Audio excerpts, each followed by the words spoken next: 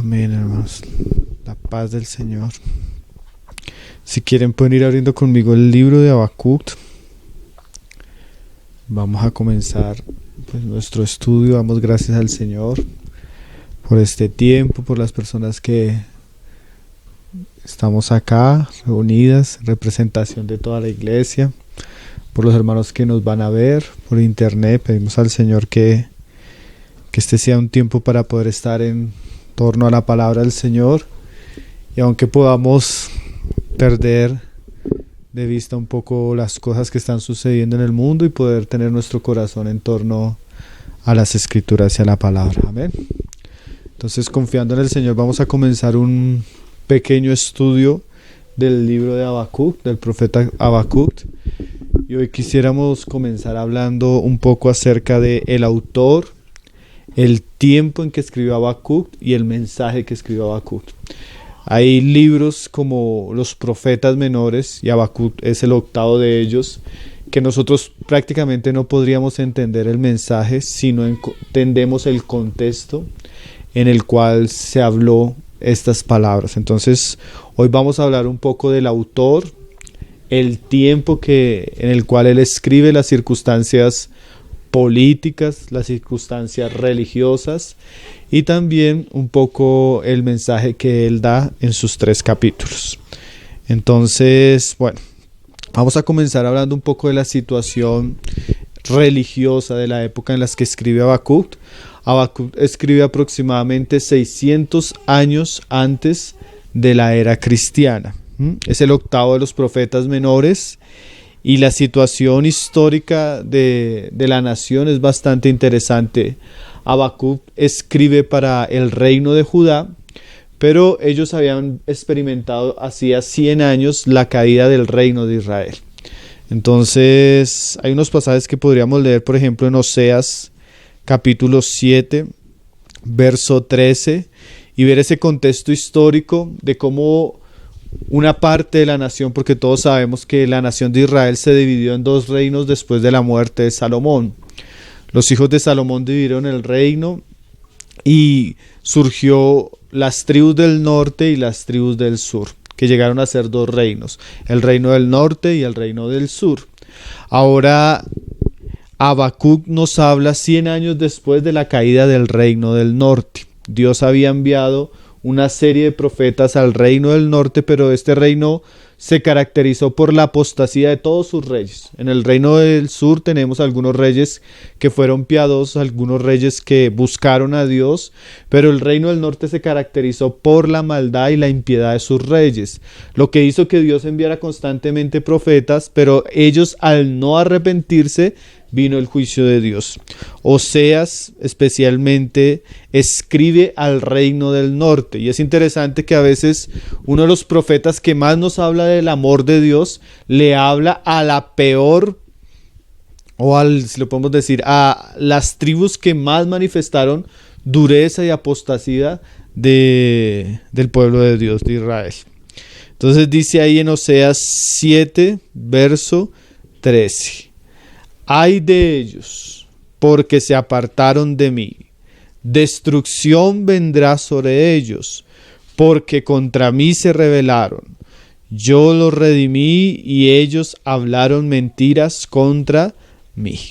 Entonces el reino del norte, como lo decía Oseas, a causa de su rebelión, a causa de su constante obstinación hacia el pecado, la idolatría y el paganismo, Dios los destinó a ser juzgados. Un reino que duró solo 209 años y fue juzgado por el pecado. Dios usó a la potencia que en esa época estaba en auge, que eran los asirios, para destruir la nación o la parte del reino de Israel, las tribus del norte.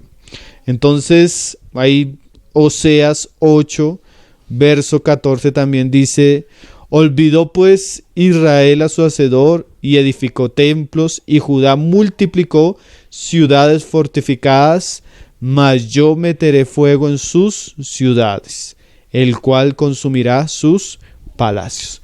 Entonces Dios determinó juzgar a las tribus del norte, a la capital Samaria, por causa del pecado de ellos, por causa de la rebeldía, por causa de la rebelión.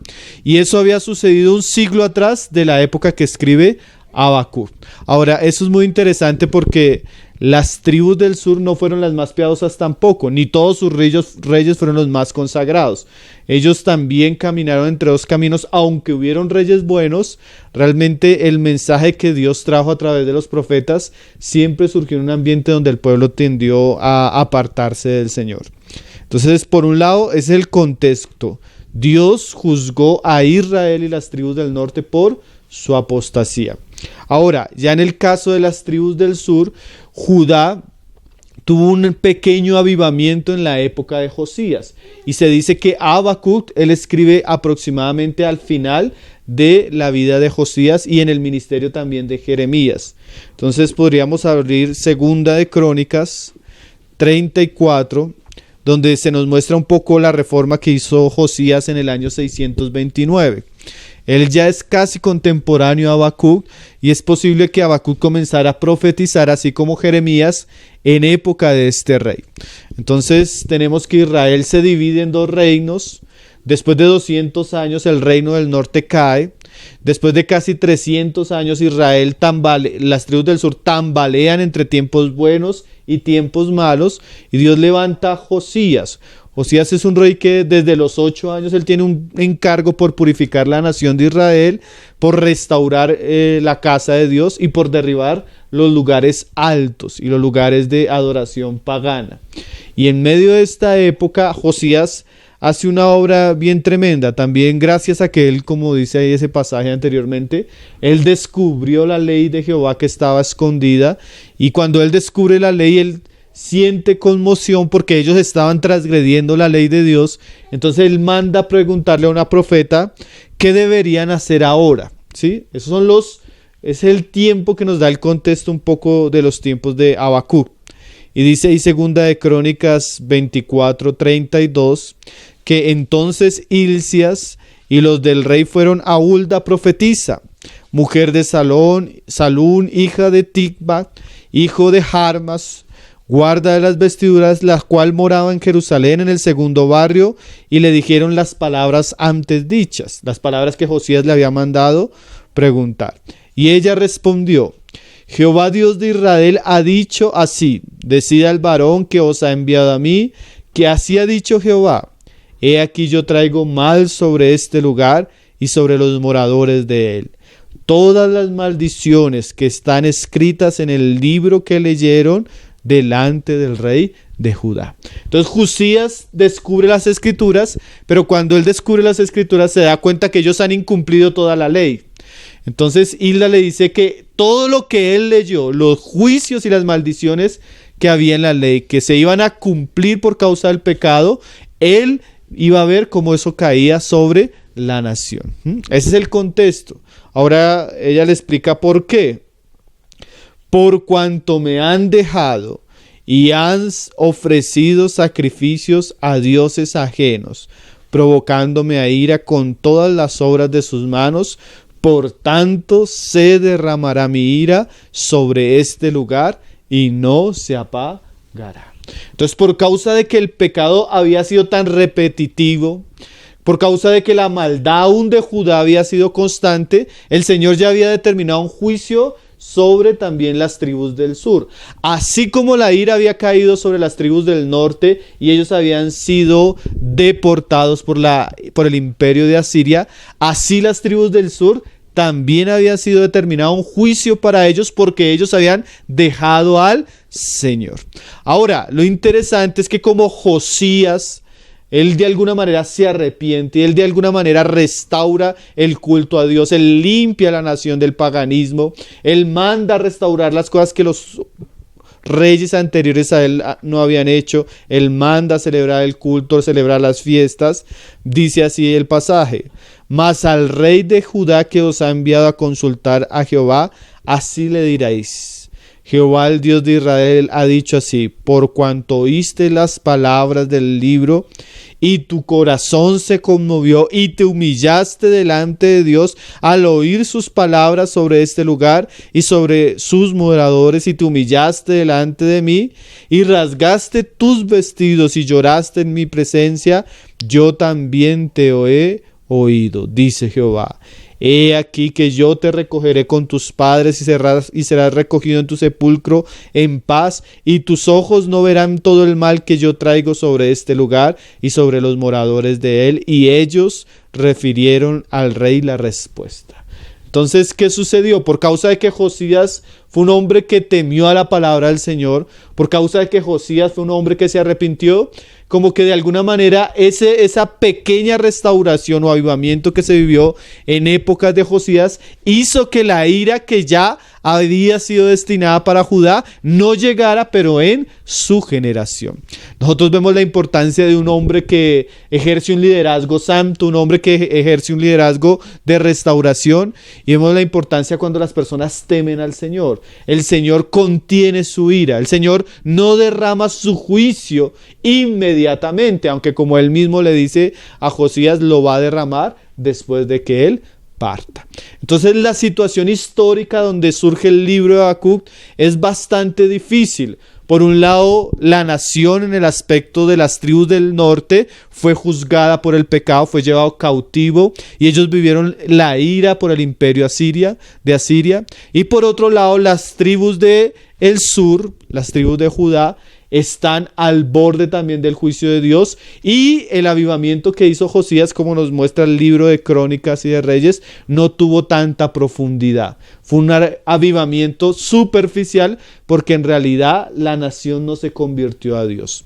Ahora esa es la época de Habacuc. Es tan importante entender ese contexto porque si no, no vamos a entender las palabras del libro ni la profecía que hace Habacuc. Ahora ahí en el capítulo, en el verso 33 dice, y quitó Josías todas las abominaciones de la tierra de los hijos de Israel, e hizo que todos los que se hallasen en Israel sirviesen a Jehová su Dios. No se apartaron de en pos de Jehová, el Dios de sus padres, todo el tiempo que él vivió. Entonces, mientras Josías vivió, la nación se mantuvo de alguna manera sirviendo a Dios, pero inmediatamente Josías muere, viene su hijo y después viene el otro rey que pone el rey de Egipto. Inmediatamente llega el tiempo de Habacuc, el juicio de Dios. Ahora, si leemos ahí en Jeremías 36, que Jeremías también escribe al final de la vida de Josías y a los dos siguientes reyes, nos vamos a dar cuenta que el avivamiento, la restauración que trajo Josías fue muy superficial. O sea, las personas de alguna manera se convirtieron a Dios, pero mientras hubo la influencia del rey. Una vez el rey muere y los reyes siguientes que surgen, ellos realmente se rebelaron contra Dios y contra la palabra de Dios, como ya Dios lo había dicho a través aún de esta profetisa. Dice Jeremías 36, verso 2. Estas palabras se le escriben a Joaquín, que es uno de los reyes que sucede a Josías. Dice 36, 2. Toma un rollo del libro y escríbelo en él todas las palabras que te ha hablado contra Israel y contra Judá y contra todas las naciones desde el día que comencé a hablarte, desde los días de Josías hasta hoy. Quizás oiga la casa de Judá todo el mal que yo pienso hacerles, y se arrepienta cada uno de su mal camino, y yo perdonaré su maldad y su pecado. Entonces, de alguna manera, Jeremías es como esos últimos profetas que Dios usa para hablarle a la nación, para que ellos se arrepientan, que Dios usa para hablarle al pueblo de Dios, para ver si ellos enmiendan sus caminos antes de que venga el juicio. Pero mire la reacción de cómo fue el rey. Jeremías 36, verso 23. Dice, Jeremías 36, verso 23, dice: Cuando Jehudi, uno de los siervos del rey, había leído 3 o 4 planas, lo rasgó el rey con un cortaplumas de escriba y lo echó en el fuego que había en el brasero, hasta que todo el rollo se consumió sobre el fuego que en el brasero había. Y no tuvieron temor ni rasgaron sus vestidos, el rey y todos sus siervos que oyeron todas estas palabras. Y aunque el Natán y Delai y Gemarías rogaron al rey que no quemase aquel rollo, no los quiso oír. Entonces el rollo de las profecías de Jeremías, cuando fue llevado ante el rey comienza a oírlo, inmediatamente comienza a oírlo, él lo rasga y lo quema inmediatamente. Ahora, de alguna manera, esa situación de obstinación y de rebelión del rey de Judá ante Dios sentenció a la nación. Así como ellos quemaron las palabras de Dios, Dios habría de quemar Jerusalén. Así como ellos rechazaron a Dios, Dios habría de rechazar este pueblo. Así como ellos fueron necios y hostiles, Dios les habría de pasar por la mano disciplinadora del juicio de Dios. Entonces, esa situación espiritual es el contexto del mensaje de Habacuc. Habacuc viene a profetizar como un mensaje donde Dios trae un juicio ya eminente. Nosotros vamos a darnos cuenta que el mensaje de Habacuc ni siquiera es un mensaje a los hombres a arrepentirse, porque el tiempo para arrepentirse se había acabado. Los profetas que los exhortaban para que se arrepintieran ya habían pasado. El tiempo determinado de Dios para que ellos se volvieran a Dios había pasado. Habacuc aparece en una escena donde ya lo único que se espera es que el juicio de Dios caiga inminentemente sobre la nación. Ellos no aprendieron de las tribus del norte y caminaron bajo la misma necedad. Ellos caminaron bajo el oscuro callejón del juicio de Dios sin arrepentirse. Y como nosotros sabemos, la escritura dice: arrepentidos o pereceréis. Y eso era lo que le esperaba a la nación de Israel, a las tribus de Judá. Como ya le había sucedido a los del norte, esta nación ya estaba expuesta a caer. Y ahora el ambiente político es muy interesante porque el Señor lo usa. Asiria había sido levantada 2 siglos antes y Dios usó a Asiria como la vara de la disciplina para castigar a las tribus de Israel. Cuando Asiria se levantó, Dios permitió que viniera Babilonia. Y así como Asiria había azotado a Israel y había azotado a otros pueblos, Dios iba a usar a Babilonia para azotar a Siria. Y Babilonia azotó a Siria, azotó a Egipto y ahora habría de azotar las tribus de Judá. Alguien decía que uno de los personajes principales del libro de Habacuc es el imperio de Babilonia. Habacuc va a tener un gran conflicto y va a tener muchas preguntas delante de Dios. ¿Por qué Dios usa un impío para castigar a otros impíos? Especialmente hablando de Babilonia. Entonces nosotros vamos a ver en el libro ese ambiente internacional donde los grandes imperios están luchando por el poder y cómo caen algunos imperios como es Asiria y cómo surge el gran imperio de Babilonia, como lo va a describir Daniel en sus libros y como nosotros vemos que sucedió. Entonces, ese es el contexto histórico del libro de Habacuc. Viene el juicio para Judá, ya cayó la parte de Israel y Dios está usando a Babilonia para tratar con algunas naciones de lo que nosotros conocemos como el Medio Oriente. Ahora, ya ahí entrando un poco en el contexto, vamos a ver un poco lo que significa Habacuc, un poco la clase del mensaje de Habacuc y lo particular del mensaje de Habacuc, porque Habacuc es muy diferente a los otros profetas. Cuando usted estudia todos los profetas menores, cada profeta tuvo un mensaje muy particular, fuera a las tribus del norte, fuera a las tribus del sur, fuera a las naciones, fuera a Asiria, a Nínive. Cada uno de ellos cumplió un mensaje muy particular en cuanto a lo que Dios iba a hacer. Más Habacuc es un profeta que se podría decir que es un profeta sui generis. Él no habló como los otros profetas. Es más, algunos dicen que no es un profeta como tal. Su mensaje es bien diferente. Ahora, el término Habacuc significa alguien que abraza, pero como en un término, alguien que está luchando, alguien que está enfrentando como una pelea, alguien que abraza pero como luchador. ¿Y por qué se ha dicho que Habacuc se llamaba así? Jerónimo en el siglo V decía que Habacuc significaba aquel que pelea con Dios, aquel que lucha con Dios. Y usted se va a dar cuenta que en el libro Habacuc no habla a los hombres, Habacuc habla a Dios, porque eso es lo diferente de Habacuc. Habacuc no está trayendo una profecía para Israel, ni para las tribus de Judá, ni siquiera para las naciones. La mayor parte del libro es una discusión entre Habacuc y Dios. Habacuc entrando en un conflicto con Dios porque Habacuc no entiende por qué están sucediendo ciertas cosas, porque Habacuc no entiende por qué Dios permite que su pueblo pase por ciertas cosas, porque Dios guarda silencio y no actúa, o cuando actúa de una manera contraria a lo que Habacuc pensaría que Dios debería actuar. Entonces Habacuc lucha en su libro, y es tan interesante que nosotros vamos a encontrarnos en el primer capítulo ese conflicto personal entre Habacuc y Dios, entre Habacuc y los caminos de Dios, entre Habacuc y las circunstancias.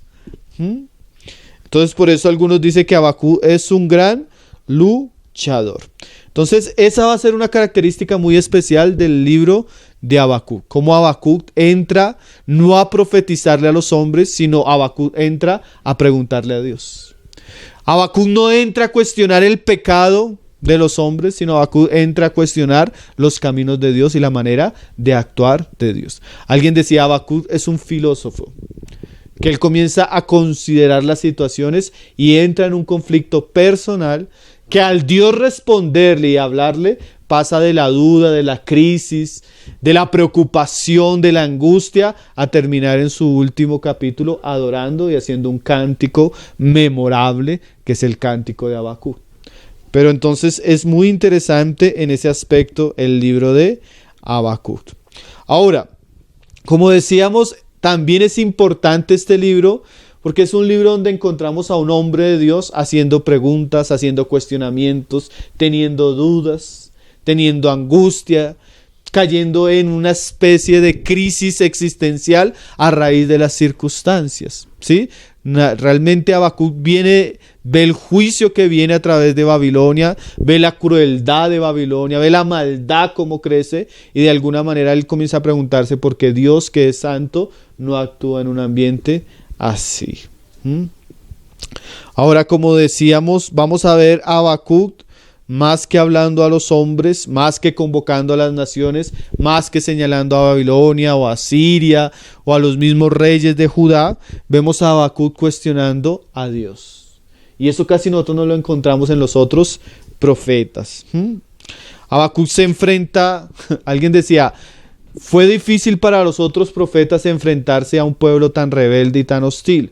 Mas Habacuc no se va a enfrentar contra el pueblo rebelde y hostil, sino se va a enfrentar con Dios, con lo que Dios está haciendo, con la manera de Dios actuar. Y alguien decía, si es difícil para un hombre enfrentarse a un pueblo rebelde, más difícil es enfrentarse a un Dios soberano.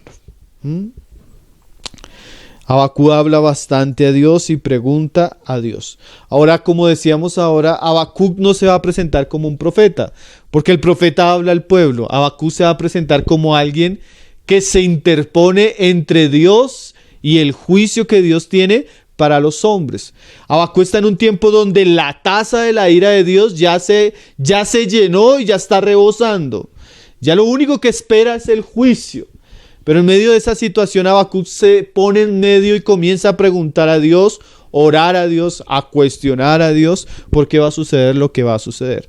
Ahora, al comienzo es difícil, pero cuando él comienza a entender, termina orando a Dios, termina pidiendo un avivamiento a Dios y termina contemplando escenas aún de lo que puede ser el glorioso retorno de nuestro Señor Jesucristo. Cuando él entiende, su corazón es lleno de paz y de alegría. Pero por un comienzo, como vamos a ver en la primera parte del libro, Habacuc cuestiona el comportamiento de Dios, cuestiona no el diagnóstico que Dios da de la nación, sino el diagnóstico como Dios trata las situaciones. Pero como una cosa que vamos a ver bien interesante en este libro, y alguien decía, Dios no puede ser domesticado.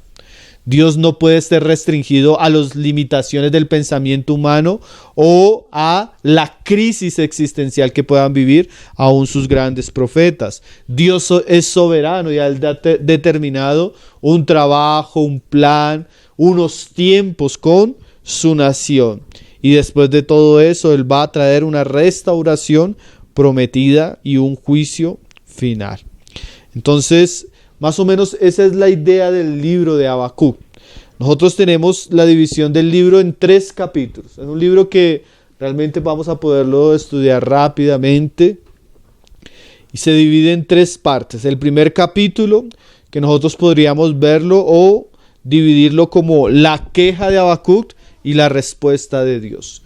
Habacuc comienza a orar, comienza a preguntar, comienza a cuestionar las situaciones, y lo más tremendo no es lo que él ora o cuestiona a Dios, sino lo más tremendo son las respuestas de Dios que hacen que él todavía entre en una crisis peor. Él cuestiona a Dios por el mensaje que es tan difícil de entender del juicio que viene, pero algo que le responde Dios que es tremendo para Habacuc es que Dios va a usar a los caldeos, al imperio de Babilonia, para ejecutar el juicio de Dios, y eso era algo que Habacuc no lo podía considerar. Entonces tenemos los 2 grandes conflictos de Habacuc y la respuesta de Dios a esos conflictos, que manifiesta que Dios va a usar a los caldeos para llevar a cabo sus juicios en la nación. Ese sería el primer capítulo. El segundo capítulo es la visión que Dios le da a Habacuc y que le manda a escribir. Dios va a juzgar a los malvados, Dios va a juzgar a los orgullosos, y en tiempos de crisis, dice ahí Habacuc, que el justo por la fe vivirá.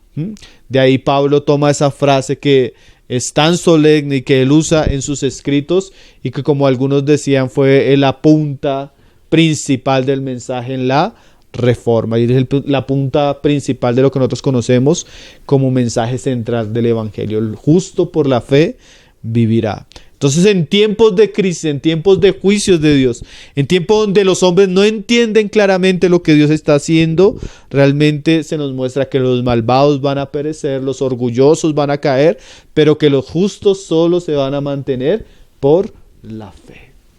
Así como los días de Habacuc, tal vez nosotros vivamos tiempos difíciles, tal vez vivamos tiempos donde no entendemos qué está sucediendo, tal vez no sepamos hacia dónde nos lleva el Señor, pero la esperanza es que los que son de la fe, por esa fe vivirán. En un tiempo donde no sabemos por qué, cómo, para dónde o cómo va a trabajar Dios, pero sabemos que Dios es soberano y Él está trabajando y está llevando a cabo sus propósitos, la fe se vuelve el lugar donde nosotros anclamos nuestra alma y estamos en pie delante de las circunstancias. Y ahora entramos al capítulo 3, que el capítulo 3 es conocido como el Cántico de Habacuc. Después de Habacuc pasar por las crisis de lo que está viviendo, entender un poco lo que Dios va a hacer, él fortalece su alma y expresa un cántico maravilloso. Hay frases de ese cántico que todos cantamos y que todos conocemos y que son muy preciosas, más en el contexto donde Habacuc está viviendo. Habacuc es un profeta que pasa de la angustia, de la queja, del clamor, de llegar a un punto donde queda extasiado con el mensaje de Dios, a terminar orando y adorando a Dios. ¿Sí? Es un camino que vamos a recorrer nosotros con Habacuc. De las crisis de Habacuc a la respuesta de Dios, a la alabanza de Habacuc. Es bien interesante que nosotros podamos ver cómo aún nosotros podemos pasar también esas jornadas de crisis, esas jornadas de quejas, esas jornadas de no comprender, a esas jornadas donde Dios comienza a hablarnos, y lo que Dios nos habla a veces tampoco es fácil de digerir, pero cuando entendemos la importancia, la soberanía de Dios, el plan de Dios y lo que Dios va a hacer, nosotros ciertamente terminaremos cantando, dando gloria a Dios, porque aunque la higuera no florezca, como dice Habacuc, aunque las vides no den fruto, con todo nosotros nos alegraremos en el Dios de nuestra salvación. Habacuc encuentra en el último capítulo que el Señor es su fortaleza. Habacuc encuentra que el Señor lo puede ayudar a caminar por encima de las circunstancias que vienen y son inevitables. El juicio vino. Dios cumplió y arrasó con este pueblo, lo llevó cautiverio por medio de las manos de Babilonia. No sabemos si Habacuc experimentó eso. No sabemos si también fue llevado. No sabemos qué pasó. Pero la confianza que él tuvo seguramente le sostuvo en medio de tiempos de crisis y del juicio que vino sobre la nación. Entonces el mensaje de Habacuc sigue siendo, hermanos, muy actual, muy necesario, muy importante podernos entrar en el corazón del profeta, ver los cuestionamientos que hace el profeta a Dios, ver la respuesta de Dios para Habacuc y ver la esperanza que surgió en el corazón de Habacuc en tiempos difíciles. Alguien resumió el libro de Habacuc. Capítulo 1, la oración de Habacuc. Capítulo 2, la respuesta de Dios. Capítulo 3, la alabanza de Habacuc.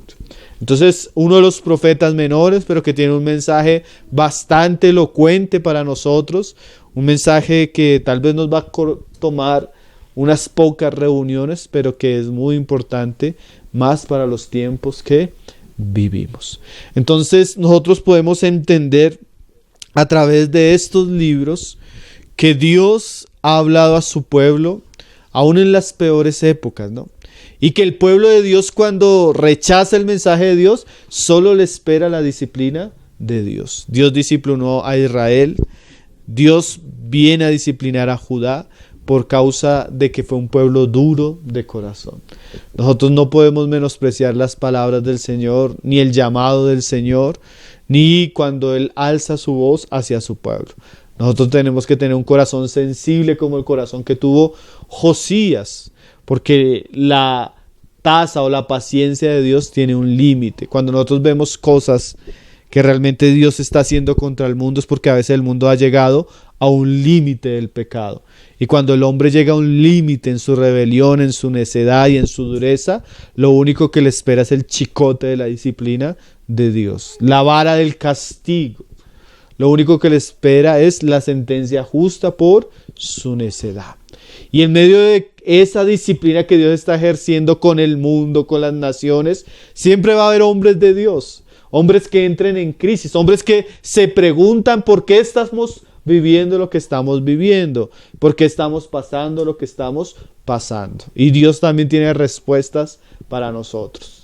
Dios también nos habla porque Él actúa de cierta manera, aunque nosotros no lo podamos comprender plenamente, porque nuestros pensamientos son limitados y no son los pensamientos de Dios. Pero aún en medio de todas esas pruebas, encontramos después a un profeta lleno de esperanza, lleno de gozo, lleno de paz, aún en tiempos de crisis. Y que la paz y el gozo y la alabanza que tuvo Habacuc en aquellos tiempos puede ser también nuestra paz, nuestra fortaleza y nuestro gozo y nuestra confianza en el Señor y en lo que el Señor ha hablado.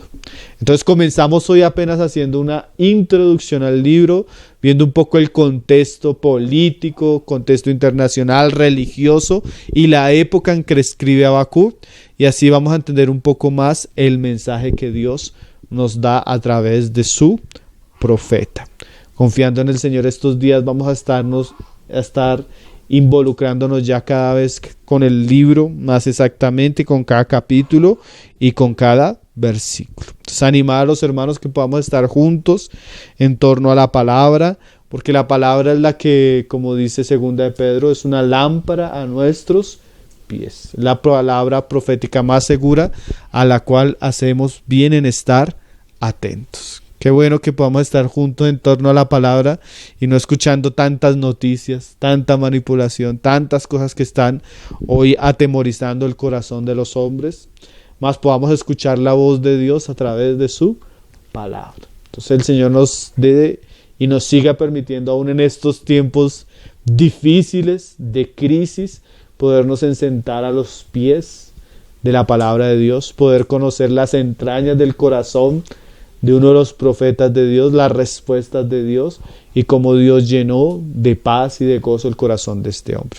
Animaría a todos los hermanos que van a seguir el estudio a que podamos leer el libro. Es un libro que se lee prácticamente en 10 minutos, pero que tiene un mensaje muy rico para cada uno de nosotros. Ya teniendo el contexto vamos a entenderlo un poco más y vamos a apreciar cada una de las palabras del profeta. Entonces vamos a hacer una oración para terminar y para dar el tiempo en el que podamos compartir los hermanos, los que están conectados por internet desde la plataforma de Zoom. Amén. Padre, te damos gracias, Señor, por tu palabra, Señor Jesús. Te damos gracias porque en medio de estos tiempos tú nos das un oasis, Señor, para sentarnos a tus pies, Señor. Nos das un oasis, Padre, para que podamos considerar aquellas cosas, Señor, que debemos oír y entender. Te damos gracias, Padre, porque la voz tuya también necesita ser oída en estos días, Señor. ¿Cuántos como Habacuc, Señor? Tantos que tenemos preguntas, Señor. Tantos que tal vez nos estamos dejando sumergir por las situaciones que está viviendo este mundo, Señor. Mas rogamos que tú nos puedas hablar, Señor. Rogamos que tú puedas alumbrar con tu lámpara en medio de esta oscuridad que vive el mundo, Señor. Y que tu palabra pueda traer consuelo. Que tu palabra nos pueda enseñar, Señor. Que tu palabra nos pueda mostrar el camino, Señor. Y que tu palabra nos pueda acercar a ti en todo tiempo, Padre. Nos ponemos en tus manos tu iglesia, cada uno de los hermanos, Señor, hoy que están reunidos en sus casas, Padre, los que nos oyen desde otros lugares, Señor. Bendice a tu pueblo, Señor, y en medio de estos tiempos, Señor, así como cuidaste a Israel en Egipto, Señor, así como guardaste la niña de tus ojos, hoy pedimos que tú cuides a tu pueblo en estos tiempos difíciles, Señor. Fortalezcas a cada uno de tus hijos, le animes, les consueles, les sostengas, Señor, y tú nos puedas dar la victoria. Como decía Pablo, que iba en este mundo de victoria en victoria por medio de aquel que nos amó. Que nosotros podamos experimentar tu victoria, Señor Jesús, en medio de estos tiempos, Señor. Que podamos ver tu fidelidad y tu cuidado en todas las cosas, Padre. Te damos gracias y oramos invocando el nombre glorioso de tu Hijo Jesucristo, Señor. Amén, Señor Jesús. Amén, Señor.